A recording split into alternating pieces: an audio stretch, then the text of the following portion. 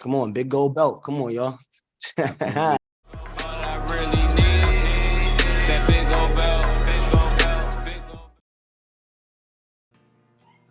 What's going on, y'all? It's your girl, My Desire, and Denny C23 in the building. What's going on, partner? How you doing?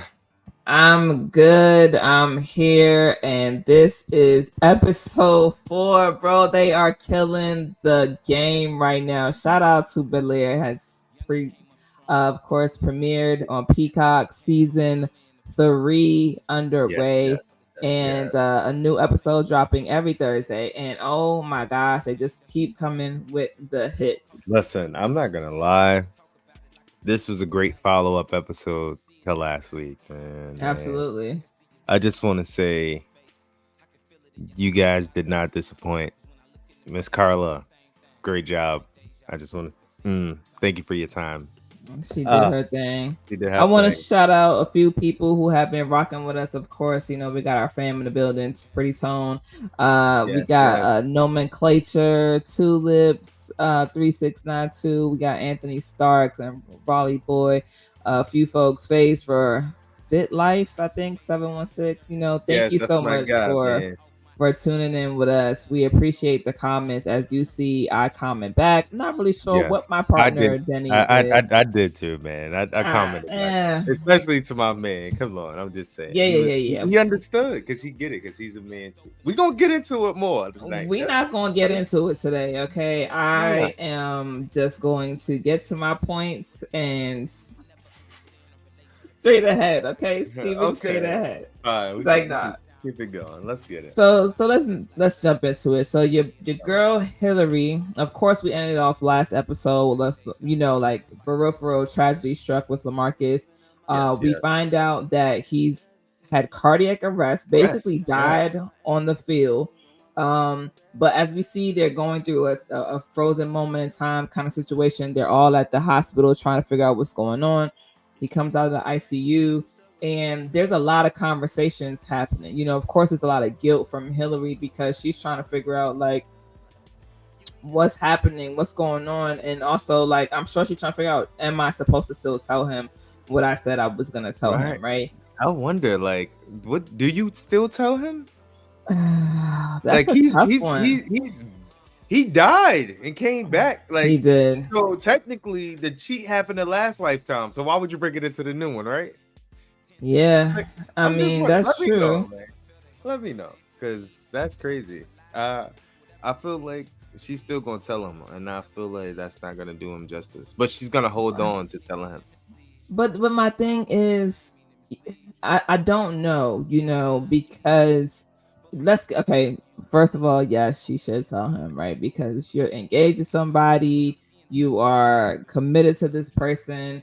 You know, it's just a very tough situation because, listen, if I died, okay, and God bring me back, please don't kill me again by telling me that you killed somebody else, okay? Yo, listen, all right.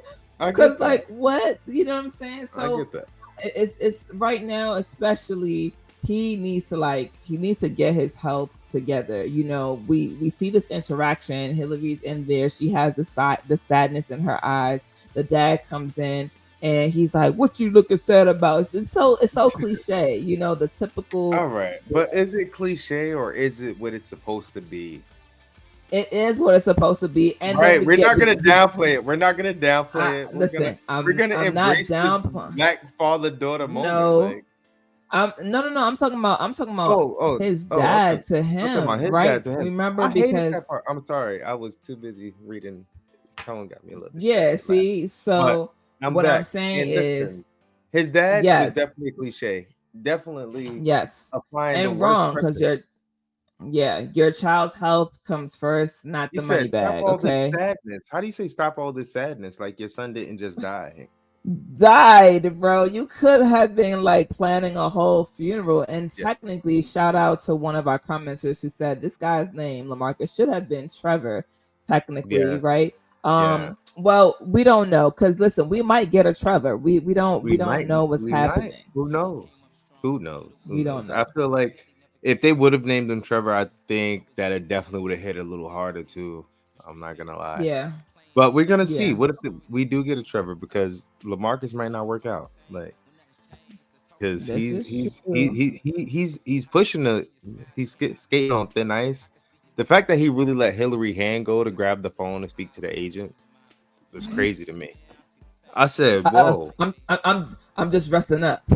I'm just resting up. I'm feeling good." That's crazy. But that goes to show you in so much of our lives, and not just in the pro world, but just when it comes to work. You know what I mean? The whole "I'm good, like I'll be back" kind of situation, just to get to the bag. And so I didn't necessarily like that, but it it is right." what it is. And then, So as you know, like he also tries to like get out of bed too soon. Like he's doing too much. Like that right there is just not healthy for you, my man. You just died. I can't stress this part enough. Okay, you died. listen, he's not thinking about that apparently. I mean, which is crazy because he also has to have open heart surgery, right? So this is not even over. He literally has to have open heart surgery. He is literally trying to quote unquote test the machines out, right? He's walking, says I can't walk to the bathroom. He's reading the tweets because of course social media is the worst possible place you could be when you are in the eyes of the public and something has happened, is to go on social media and think that people are going to be, well, some are going to be praying for you and then others will be praying for your downfall. So hey, that's the fact. Calling you damaged goods, like that's crazy. Which is trash. Listen, the tuna really can be dented, but the tuna inside of it is still good. Hello? I'm just saying. That was a bad analogy, but it's okay. I get what you mean. You know what I mean. You know I get what you mean. I get what you mean. You just called my man some stinky fish. No, I'm just saying that he is still, he's not damaged good. He got a little, he's not damaged good, but he all right. Yeah, he got a little binged up. But hopefully, if they can't stress my man out, then he'll be all right. Yeah, I mean, and we see Hilary coming in, swooping in. You know, I think part of it is guilt and part of it is wanting to be there for him. And so she's like, and she's good at what she does, right? She's like, let's change the narrative. Let's get you camera ready. Let's make sure this looks good. Let's take this picture. First of all, what social media site was she on? Because they took one pic and it was the best pic and she started posting it. Now, you know damn well we go through at least like 6 pictures to make sure we got the best one. Come on, Hilary, what's going on? It's a scam. I don't believe it. She said she's so flawless, it doesn't even matter what she posts. Like, first of all, Coco Jones is definitely beautiful, but that's besides the point, you know? But in Hilary, as a character, as we know for sure, she's like exuding with confidence. She has no lack of confidence thereof. So she probably knew it was great. It's like, oh, greatness, first try. Let's go. Yeah. I'm good. I mean, you know, it's just that cockiness, that je ne sais quoi that she kind of carried in. I'm Hilary. Yeah. Okay. All right. Well, speaking of trouble in paradise, right? Let's get over here to Phil and Viv, who, child. So where's Phil sleeping? In the guest bedroom? I'm assuming because they got enough of them. They definitely do have enough. Like whose house are they renting for this show? Yeah, for real. Like I just need to know. I feel like though Phil and Viv for this episode, just like it was a very much needed episode for Viv. And because I love the way everything kind of played out for her. Even though, like, because as we see her, like, she's stressed. Like, my God, I'm over here letting another woman stress me about my husband. Like, so, and Phil keep trying to apologize over here. Like, I get it, bro, but you got to step up the apology game. But you know what? I mean, I would just say that I like that he's not pushy. He just it comes off more like an acknowledgement apology versus like, let me push this apology on you. There and we've had shows where you can see that, right? But in this particular episode, we see that he comes to her almost humbly. And I believe this is very humble for Phil, for his character, right? He comes they're not sleeping in the same room, because Carlton had to fix up his tie, whatever. She's at the office already going over the artist who we still haven't seen yet, who was stalking her in episode 3, or just at least doing what we consider the most in social media world, which is going down somebody's page and liking everything, right? Yeah, I don't feel stalker. She graduated from stalker. Okay, that young lady is a talented artist, and yes, she was a bit overly ambitious. Yeah, I feel stalker is a bit heavy.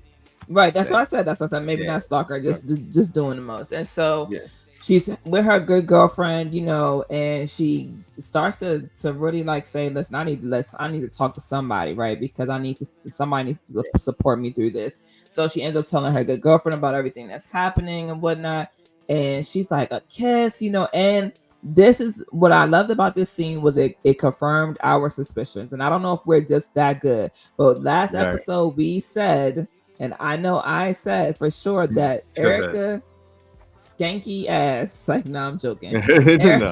Erica decided that she was going to tell Viv that he kissed her.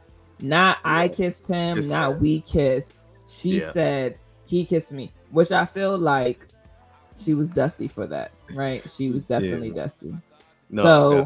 What were you like expecting that, or were you not expecting I already knew that's how it went, man. Like, I already knew. That's why he didn't want it to be said in the first place, because if he didn't say it, she shouldn't have said nothing, man. And it really just shows like how far women would go just to sabotage something you got going on. Like, that is some vindictive stuff right there. It's given very, very insecure, very lonely energy, and I feel sorry for her at this point, because it's like, Erica, you could have just stayed away, but no, you're trying to break up their marriage. But guess what? I hope it ain't gonna work. I just feel like, I don't even know if she was, I guess she was trying to break up their marriage, or at least cause some riffraff. But I'm just like, you did all of that to what? Like, you did all the flowers and apologizing to Viv to then go around and I second the sentiment of I rebuke thee from one of our favorite commenters, Tone, right? Because seriously, get your ass out of here. I mean, this is really dusty. You apologized, you bought flowers, you told me you needed friends. Then months later, you turned around, you kissed my husband, you're acting like a 5-year-old who just stole a juicy juice out the damn fridge. And every time I come around you, you want to run away from me. And now you finally get to, like, and I'm just like, come on now. And I don't like it. But I just, again, like I said, we see that Viv is getting ready. First of all, shout out to Black women, okay? Because she's so gorgeous. She's so gorgeous. And, we see her getting ready. Phil comes in with the sweet talk. He's very... and he's just like, you look gorgeous. Where are you going looking so gorgeous? Because I can't tell you not to go, okay? Because I know I'm in the doghouse right now. So all I can say is, I just would like to know where you're going, I'm still your husband. You feel me? Yo, listen, Phil understood the assignment, okay? I just want to say kudos to you, brother. Kudos to you. And then he just, I want to say, we haven't really spoken, but I just want to let you know, I'm sorry, and the kiss meant nothing. And I like it, again, not pushy, but just reiterating, I am apologetic. It shouldn't have happened. I should have told you, but here we are, and this is where we get to go from here. And so, and I love that she stood her ground, right? Because as a woman, as a mom who literally, not me as a mom, but as a mom in this episode, like, I can see and understand, of course, obviously coming from a Black mother, listen, I just need one day where I don't get no questions. I don't have to do nothing. I just want to have a nice night with me and my girls. No, and I like that, because I think you see them, both of them, exchanging power in a way that's not fight. It's not necessarily fighting each other, but it's still opposing, if that makes sense. Right. And for me, I think that was a great show of balance in a relationship as well. Like, he not only affirmed his stance of being apologetic, but he also gave her space in which she can breathe without feeling like he was too pushy or she was being rushed or given an ultimatum or anything like that. You know what I mean? Like, I think that great writing, man. Great acting. Yeah. Oh my gosh, I love it, and of course Then we get to the club, man. Can we get to the ladies' night? Man? It was giving. Talk about ladies' night. I'm not gonna lie, man. It was giving like girls' trip vibes, like that, just that energy. You know, when they went to the club and they was getting busy and all that.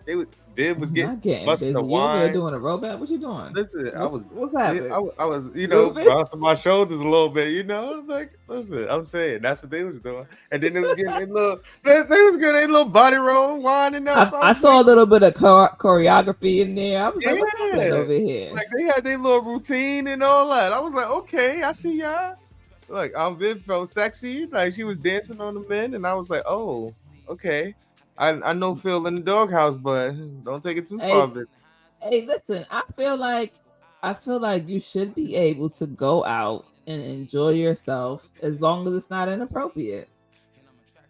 And because you're coming home to me. So I mean, I'm a very non-possessive type of person because I don't believe that they belong to me. So I don't know. I'm not the norm here.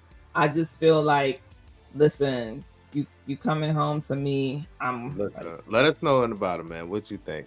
Can your wife or your husband have a dance with someone in the club when they on a girls' night or a guys' night out? Let us know. I'm sure your friend is gonna be like, I agree with Denny. Listen, man. I'm just saying, no man want their woman grinded on another man. I'm just saying. No, not grind. I don't think there was grinding. There was space between them. It was no space between Viv and that man. No, it was definitely space, bro. He was winding that body down. You can wind the body down and still there was space, bro. You gotta go back and look at it. There was space. Because her body, her back wasn't really touching him. We can see. We're gonna watch it again. But y'all let us know in the comments. Let us know. You know what I'm saying? Was it space or no space? Because from my angle, it looked like it was no space. I bet from your angle it looked like no space. But anyway, the girls' night was a success. They had shots, and one of our faves showed up, and I forget her name. My friend is Steph. Steph is the favorite friend now. Yes. Because who invited Steph was hilarious. Okay. Listen, she said because you need to have real fun. That's what she said. You need to have real fun, and the life of the she's party. A wild girl. And as she is in most of the things that she plays in, because I cannot remember her name. But I love her. And so she comes in, she's like, what's this girl's name? And like, how come I don't remember her? And they make this joke about how she never went to class. Yeah. She's looking this girl up. She's like, it's two of them. Where she live at? Because we about to pull up. We about to fight because it seemed like she need to get her ass dragged. And and none of them move because at that point y'all old, you know what I'm saying? No, everybody got something to lose. So ain't nobody finna beat nobody up. But the sentiment is that I got your back. Wait, I love seeing these grown women who are successful in their own right talk this shit like they just back in college, you know, like just because like it's just that energy that you get when you're with your friends, that camaraderie, you know, like that just make you feel better about whatever it is, just talking shit with your friends. Like I love it. That was really cool. But Steph pissed me off during the night though, I'm not gonna lie, because she over here liking the chef's pictures on Viv's account and Viv's phone. Like, what are you doing? Yeah, I ain't a fan of that. You gonna get this man hurt. We know what Geoffrey do. Come Geoffrey definitely break faces and break bones. I don't know. I mean, he might take my man. Yeah. Nah, he can't. That's funny. He can't. But I love it. You think that the chef could take Geoffrey? Nah, not at all. Not at all. Not at all. Oh my god, he's gonna get packed up. Nah, definitely packed up. No. But you know, but girls' night is, you know, girls' night is a success. And she comes home to her man. Come home, waiting on the couch. Listen, it's very expensive robe. You know, I need one of those in my life. I need somebody who loves me enough to get me a robe like that. It was the you don't have to wait. You didn't have to wait up for me. Like I mean, I had to make sure you were safe. Like what you mean? Like listen, come on, Phil. You know. And he came. He definitely had it on when he knew he was doing what he was wearing it, man. The house he was coat. trying to look like a sad little, you know. Listen, he was trying to look like her husband coming, and when she come in the house, like, nah. I bought this for you. Nah, he did not. You got at home. First of all, this is you got at home. No. This was the Shout out. Fit. It was the confit with the drink in his hand. He was, come on, man. Shout out to Fresh Prince of Bel-Air. Uncle Phil always had robes on. Let's not play. My man always had a robe on, like every single time. I love it because there's a little tidbit in there because you know. That's so he you know, Uncle Phil got the robe on. She's like, you didn't have to wait up, and he's like, I wanted to make sure that you were home safe. He's like, we haven't had a chance to talk. Guess right now is not the time. Listen, in this moment, in this episode, this is how you fight, if that makes sense, right? Because technically they are fighting, but they're not being nasty to each other, right? Yes. And this is what therapy talks about when it says making sure you know how to fight with your partner, your spouse, your person. Mm-hmm. Like, this is what it looks like. Asking questions, like he said, we haven't gotten a chance to talk. Looks like this is not the right time. She says, no, it's not. He says, tomorrow. She says, sure. Like, the end. There's no slurs and slinging of the mud happening. There's no FUs and whatever's happening. You know what I mean? And for me, I really like that. Nah, I do too, man. I'm not gonna lie. They always set the example, man. And I feel like, why did I expect anything different? Because I was a little nervous last time. Like last episode. Were you? I was like, what's going on right now? Chef Sharif, I'm scared, and Phil and Erica. Oh my God, he should have just told her. Like, but it got flipped now. Now that we know, it's like even more crazy because it's like, yo, you kissed him. And he's like, what are you doing? Stupid. This never happened. Go away. And like, nice. and then she's like, months have gone past now. Like, nobody cares about this little thing you tried to do. And talking about, did you tell her? Why would I? You're not important enough. But I am glad that he is apologetic of it though. Like, even putting himself in that situation, I think now moving forward, he's not going to. You know what I mean? Like, which is why he's now moving forward with trying to distance himself completely from Erica. Trying to get away from her firm completely. Yes, which is, I think, the smartest decision to make for everyone. Yeah, I mean, Geoffrey said, you know, beforehand he tried. This is a case of like Geoffrey telling Phil, like, my guy, this is not gonna be good for you, and Carlton saying to Will, my guy, this situation is not gonna be good for you, right? Like, it's a little bit of intuition. Sometimes you listen, sometimes you don't. But I heard, listen to the short brown skin guy. Is what I heard.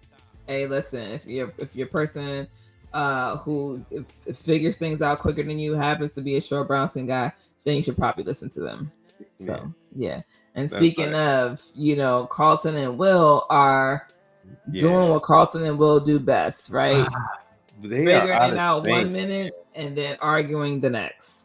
They are out of sync, man. I thought that the way things have been building up, especially the way the last episode ended, that they will be more in sync than ever.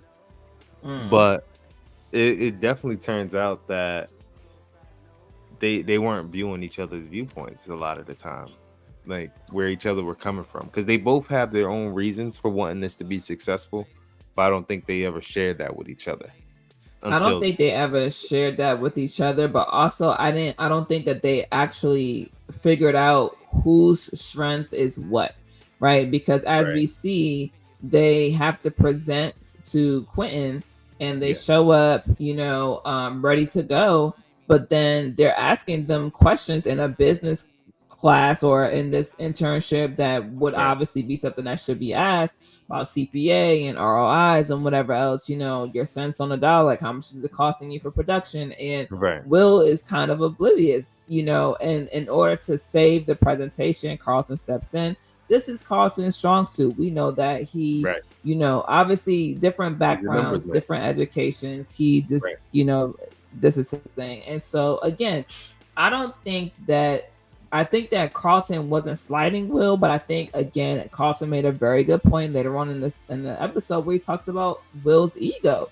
It's out of control. Like, come on, you know what I mean? It really is. Honestly, I feel, because you just said a lot. Let's break it down for me a little bit. So, with Carlton jumping in, I do feel like it wasn't in a malicious place. It was just to say, hey, we got this over here. And because Will was ignoring it or didn't know what these things meant at the time, so he felt kind of slighted because he wasn't able to answer that. So that was a personal thing from Will, and Carlton was right. The ego sometimes get in the way, and Will kind of try to overstep when he shouldn't.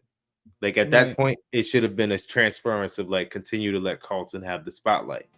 But Will was so, Blackccess, yeah, I got the he was trying to sell it, so he was pitching so hard that the pitch is over. Will, like now it's time to get to the meat, the business aspect. Like, you know what I mean? Like it's time to really get into it. And I feel like as Will progresses, he's gonna learn more of like the business side of things, the more of the terminology and things like that. And I feel like Carlton can help him with that a little bit. But the thing is, Will gotta come humble and be like, yo, help me get to where you are.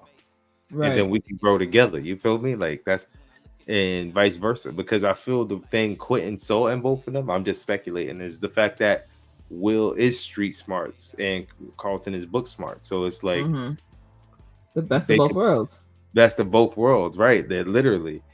So like that's what I'm just predicting, because he hasn't come out and just said it. Like no one knows exactly what Quentin saw when he saw both of them. Right. I mean, but I would agree with you. I think it's the street smarts plus the book smarts, and also they come from two different worlds, literally.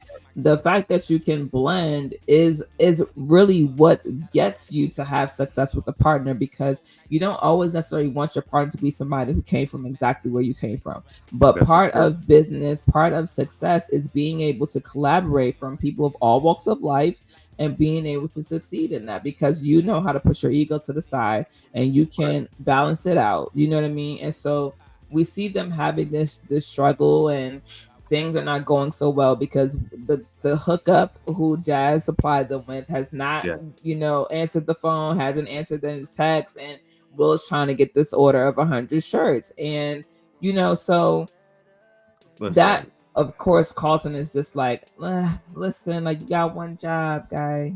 You got one job to get shirts. And I got to think about the cost and of this and of that. I feel like they were keeping score at that point. You know what I mean? Yeah. And which is unfair, but is common in most partnerships, is that someone feels like they're pulling on most of the weight, especially when they don't see any communication. Then you find out from Jazz, the person don't call, don't text, don't use a cell phone. Like, what do you mean he doesn't use a cell phone? How am I one of those people? Like how? Who is this guy, Jazz? We know bad texters and people who don't be answering their phones, right? Like we got a few of those that exist. None that's a business owner. Well, this is true, but again, some business owners don't do, and then you went for a hookup, so you gotta deal with what you gotta do. And you also didn't pay any money up front. So I was about to say, and they gave you Yeah, you don't listen. I'm doing you a favor, because in the event that you don't sell these shirts, I'm out of a loss, because I just supplied all of the shirts, right? So yeah, come on, you know what I mean? So we see them going back and forth at it, trying to figure that out. Right. And your not so favorite girl, Lisa, pops in and she's like, hey, what's up? I'm here. All right, listen, I don't want it to seem like I'm a Lisa hater, Yeah, Like that's his girlfriend Lisa now. hater. That's his girlfriend now. So all right, She, now she's within her right to feel away if Jackie was to make a move again. But before that, she was wrong. She was completely in the wrong. She's we're straight not up talking about it. at I the don't want to talk country about club. All right, I just want to let you know, man. But yes, Lisa pull up, doing her thing, which is dope because Will wasn't expecting it, and she got off a track, got off of work, got out of swim. I said track. She got out of swim class training. I think she do that too. She do it all. Listen, I don't know. She's swimming right Yeah. now. She got But out she's early. swimming. She There we decided go. to Got out early. show up and show out, and then she really bought, because we are definitely, well, I'm gonna say I am. I'm definitely an Amira hater, but so she brought Amira, and you know, it's like, oh, we're going on a double date, and they don't know that the boys are beefing, so you know, like it's whatever. But they go to the beach, and Carlton and Amira genuinely are having a water fight, a good time, right? Will sees the happiness. Come on, this is ridiculous. Will sees their joy and decides to drag Lisa into the ocean to play football on a what you call, on a boogie board? What is happening here? Listen, what's man. happening here and why? Listen. He was just trying to have a good time. And when I say he, I mean Carlton. Because Will ain't shit. He petty. Okay? I just want to say, because Amira kind of broke through, but Lisa didn't do a good job getting Will over it. I'm just saying. But my man do apologize later about his attitude. Because I ain't gonna front. It's not their job to get them out of it. You know what I'm saying? I think Amira just naturally is a goofy person, so she just is better in these kind of situations. Lisa is, you know what I'm saying? Because think about their personalities. Lisa is summer training, right, to get into whatever program. She's also school, works hard, does all these different things. Like, she's a very structured person. Amira is a repeat offender, right? I'm not gonna. No, you gotta chill. We not doing that. We are not doing that. Okay.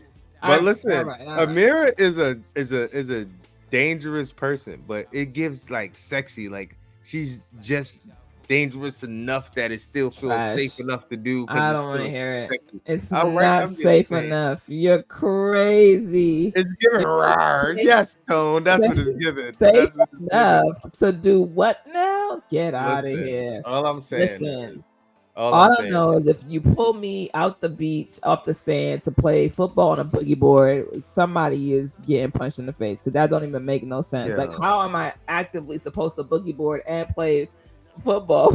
It's called talent, okay? It's called talent. Oh, so you know how to do both. Okay, that's what's up. So future reference for 2025, summertime, we're gonna do boogie board and football. Okay. And football. I'm gonna show y'all how to get crazy, man. Listen. Okay.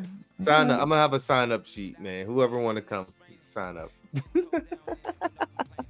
No. So I mean, but it looks like they have a good time for the most part, but then they want to play volleyball. This is where things again get tricky, because you know they want it to be couple against couple, and the girls are like, no, nah, we're gonna show you how to do this, because you guys need to learn how to work together. And they don't learn how to work together. They don't see, and it's crazy because the women are giving them a prime example. They're saying they're doing exactly what you're supposed to do, specifically in volleyball. I got it. Mine, yours. Mine, yours. And Will and them are over there like, no, me. Like, what is happening? Like, y'all are literally get it together, and then get it together for like a split second, and then it's back to the shit. No, I'm not gonna lie. They were schooling them left and right across that sand, okay? And I really liked this part though, because of the real moment of like true honesty I felt between Will and Carlton. It was like Carlton doesn't trust me, and Carlton's like, I don't trust you to handle it because you never get it done in a timely manner type thing. Like, and I feel Will's biggest thing is, although it may not be done right now, it will get done. And Carlton's like, but we're past our deadline. Will is like, forget a deadline, because the bigger picture is we're going to make this successful. So like they have to shift. Like one has a higher sense of urgency than the other. Is what it seems like, at least. Especially urgency versus desperation. Because right now, because Carlton was trying to be urgent, but Will's in a space of desperation because the person hasn't gone back to him right now. So you literally, you're hoping that this person comes through for you. Right. And being that he doesn't even know this person, like for real, hook up, it was very, very like scary for him probably that he didn't have the inventory when Quentin asked. But yeah, hey, I feel like and not forgetting the part that the only reason why they're in this mess to begin with is because Lou got stuck in Will's head, right? When he said, I hope that my son don't take no handouts, right? And so they don't want to ask Uncle Phil for an investment, which of course we know. Of course we know Uncle Phil would give an investment towards them.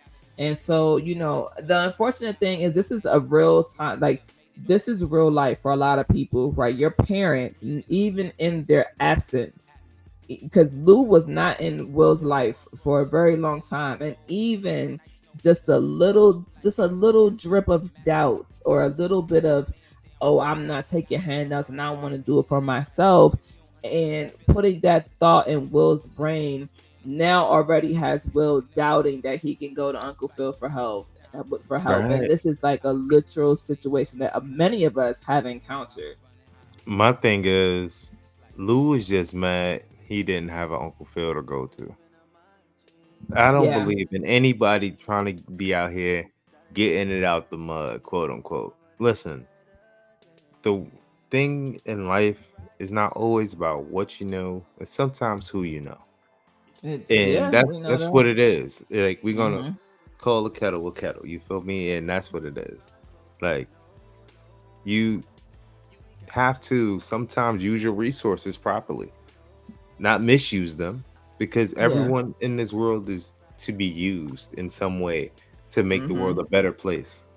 It's about how you use people versus using them in general. So like Will need to get that through his head, because Carlton has that mentality already. He's like, listen, when it comes to business, sometimes it's okay to take a sacrifice of your pride.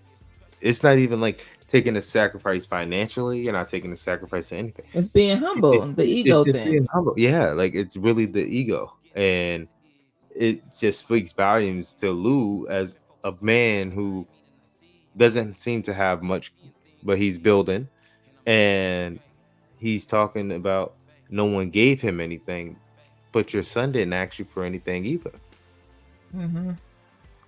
So why can't you mind your business? He didn't even know you. You know what I mean? Like the bottom line is, Lou, mind your business, because you're hindering my man from utilizing all of his assets at his disposal. You feel me? And I just want to say shout out to Lisa for doing this, all right? Because she had little flashcards ready to help my man get his terminology up. You feel me? Get his understanding game up. Like I get that. Like, listen, she said I haven't been here, but I'm here now, and she's gonna make this time worth it. You feel me? And I appreciated that from her. Like, I never had an issue with how Lisa showed up as his girlfriend. It was just in that moment, So like, shout out to her for continuing to be solid, man. Like, Lisa, you get your flowers, even though you only got 2 questions out of it, because my man's Will was on a prowl. You feel me? Like, he was like, you want to play with these cards? You want to play with now? Hello, hello. Wait a minute now. I'm just saying, I'm just saying, like, listen. I'm just saying, I want some tense flashcard treatment too. You know what I'm saying? I don't understand. They living really nice out here these teenage years. You feel me? Like, what's happening right now? Because like, I don't remember these kind of experiences. I'm not gonna say what kind of experiences I do remember. I'm just saying it wasn't like that. listen. When you're rich, And you can do rich things. You can do rich things, I guess, man. Because like our friend Tone said, man, they call us broke every episode. Okay, they really do. Like they call us broke. Like, and speaking of rich things, you see your boy Carlton like doing other rich shit. Listen, I'm not gonna lie. Carlton driving with Amira down the highway. Listen, that's some beautiful shit. Okay. All I'm saying is, I'm glad she didn't pull out no drugs, because I was finna come through the TV and beat her ass. My man specifically said he wanted to go to an NA meeting. Like, he was very clear about what was happening, and she decided she wanted to give him a different high, which could have gotten him killed. Thankfully, it did not. They did not she get a ticket. You know what I'm saying? You know what I'm saying? Childish. Yes. Just ridiculous. Listen, that's what I said, man. She that sexy kind of dangerous, man. Like, she is dangerous. Not dangerous. She the dangerous Michael Jackson sang about. I'm just saying, man. You see what I'm saying? I'm saying. Now you're acting up. I'm just saying, man. She's giving that dangerous. The girl was bad. She is, but I'm just saying, we're noticing things that put Carlton's sobriety in jeopardy, because when he got home, here's what happens when you get any kind of high in place of a high, right? Is that he got home and he looked at the closet where the coke used to be. So clearly he's still feeling some kind of way. The high that she took him on down the highway, unintended, did not work, to the fullest. And so thankfully, I love to see the progress though with Carlton. He goes outside, he's getting some fresh air. Geoffrey comes down and says, hey, you home with 10 minutes to spare before your curfew. He says, I don't plan on breaking it. And I love that he's been consistent. He's showing up for himself. Okay, first and foremost, he's showing up for himself, and then secondly, he's showing up for the family. But he goes on to tell Geoffrey, that he wants to, like, listen, I want to live in my truth, because holding lies, I feel like, spirals me into doing things I don't want to be doing. So when you picked us up the other night, we were street racing. I was sober, but we were street racing. I wanted to say that. And then also proceeds to say, I don't want to come between you and Frederick. And G says, just leave Frederick to me. And the crazy thing is about that, because we're gonna backtrack a little bit to the beginning of the episode where G came up to Will first and asked, and Will held it down and was like, you know how it goes, just try to play it off, because he didn't necessarily lie to G, right? But he didn't necessarily tell the truth either. As far as Carlton, who came straight out and was like, listen, I know why you're here. This is what's really going on. I could lie about it, or I could get this off my chest, and then it'd be above me now. And I respected him so much for choosing himself over Frederick. And I think Will, I don't know if G's intent was to get Carlton to say anything, though. I think that you naturally see G walking by realizing that Carlton is home, and them having a genuine conversation, and Carlton taking the opportunity to just be honest, which is really beautiful, because Will also told Carlton about the conversation between him and G earlier that day. Yeah, he did. So Carlton kind of was anticipating that anyway. So I think that's why he's felt the need to just come out and say it. Well, that's true too. You could be right. So I mean, I love it for him though. Yeah, I agree. Like, I do. I think it was easier because Geoffrey just came to him and he didn't have to like avoid him or anything like that, Yeah. And he just got a great blowjob and a ride home, so he felt good. He was like, fuck it. Yeah, he felt good. He had some post-nut clarity, and then. Oh my gosh, I hate you. Nonetheless, I think that just the honesty and the conversations that proceed in this scene, right? Because we can't overlook that Phil and Hilary had a conversation, and they're both in the same situation. And when you compare it, Erica kissed Phil, Jazz and Hilary kiss, and while Viv found out about Phil's kiss, Hilary wants to tell LaMarcus about the kiss because she wants to clear the air. She doesn't want to run like Jazz accused her of doing, but she wants to be honest. And so they both have this conversation, and you could tell that Phil is essentially telling Hilary what he's telling himself, which is, we're not perfect, but if you show up and you fight and you put in the work, then things can still progress. And I love that part. It's a beautiful daddy-daughter moment. It definitely was something I felt they both needed to hear.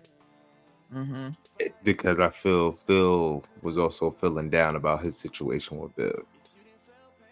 But seeing that his daughter was going through something similar, even though he may not know exactly what it is, but right.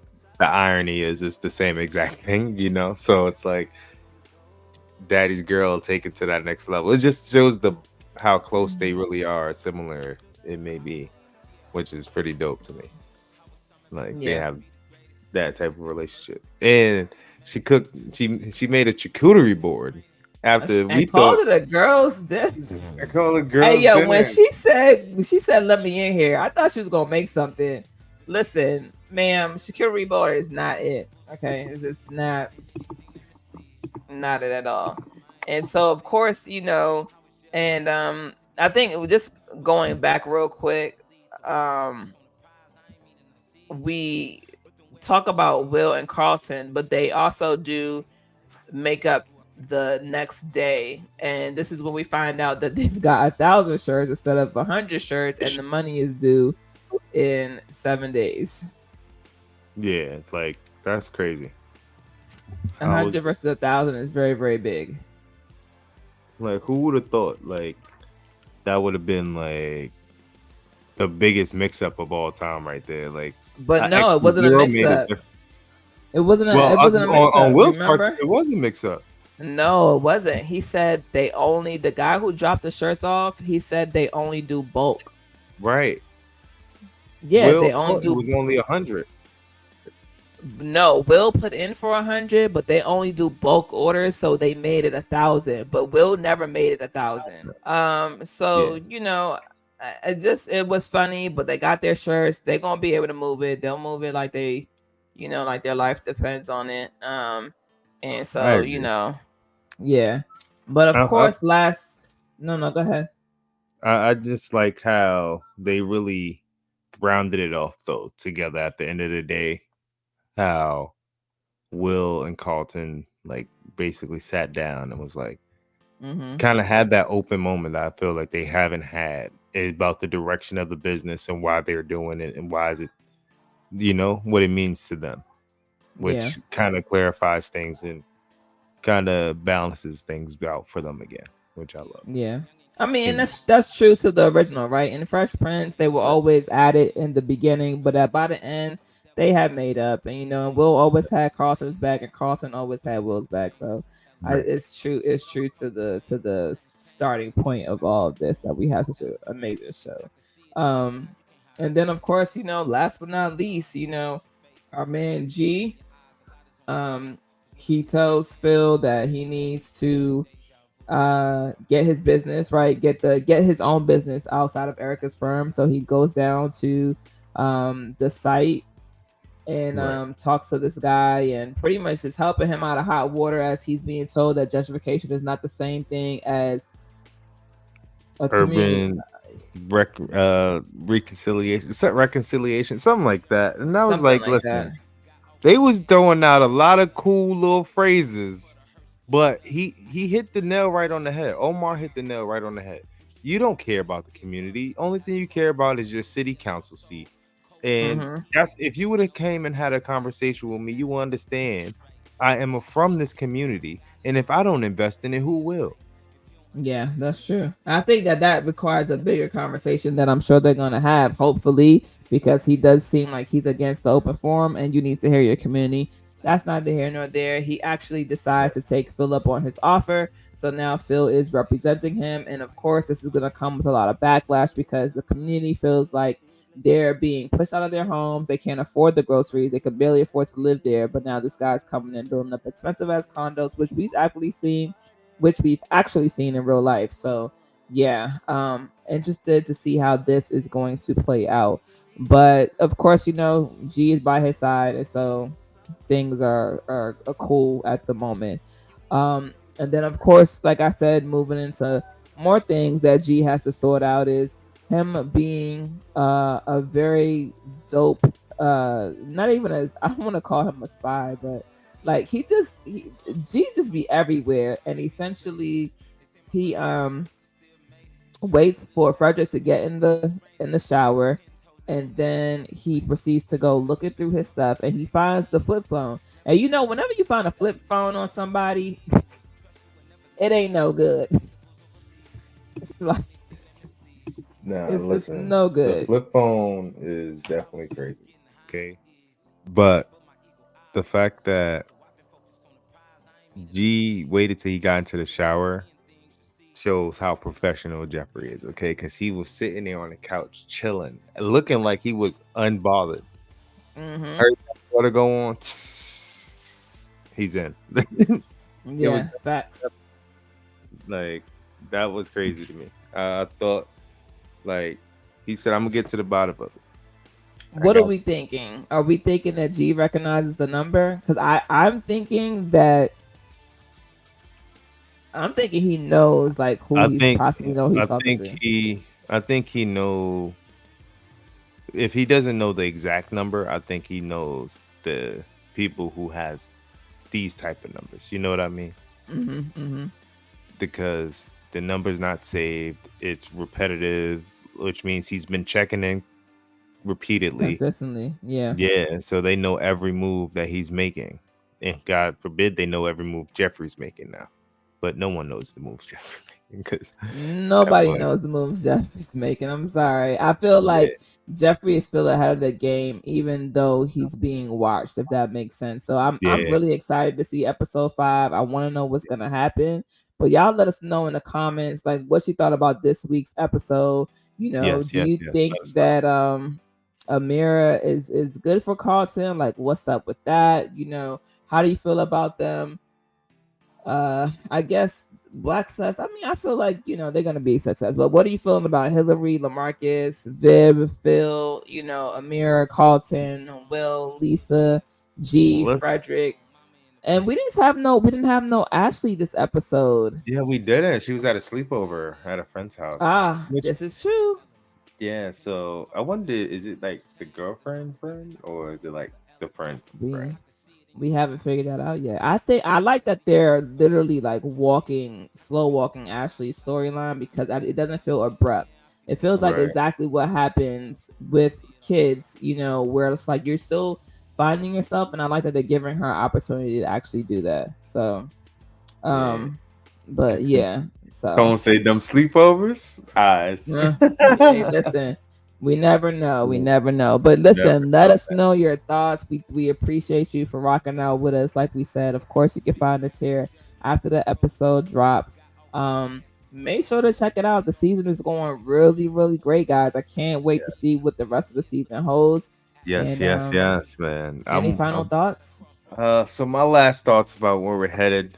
I feel Will and Carlton are gonna still have some things to iron out, but I do think they're gonna take Blackccess to that next level, and they should be meeting some investors next episode too, which I'm pretty excited for. Or hopefully, like, I really want to see how, because every time they pitch, no matter where they are, whether it was the street race location event or even in the office today, like, I thought that was really dope. Like, really good to see. Next is, I think Hilary is gonna have to truly make a decision between Jazz and LaMarcus, although I do feel like she kind of set the tone today with Jazz. Like, it was just me running because that's what you said.